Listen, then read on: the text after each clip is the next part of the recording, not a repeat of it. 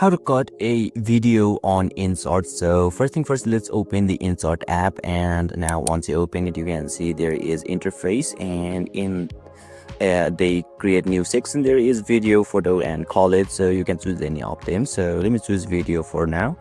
So once you tap on it, you need to select a video from here, from your gallery. So let me choose first one.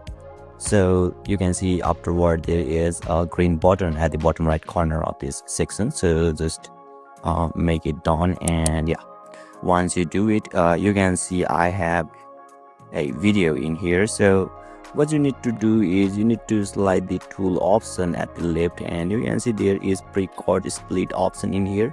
So you can simply choose the split one. So let me let's say I want to cut the video from, let's say from here. So you simply need to tap on split, and yeah, your video will be cut in apart successfully. So basically this is how, and this is the process to cut a video on InShot. And if you still encounter any issue during this process, feel free to leave a comment and I'll be happy to assist you. Thank you for watching, and I'll see you next time.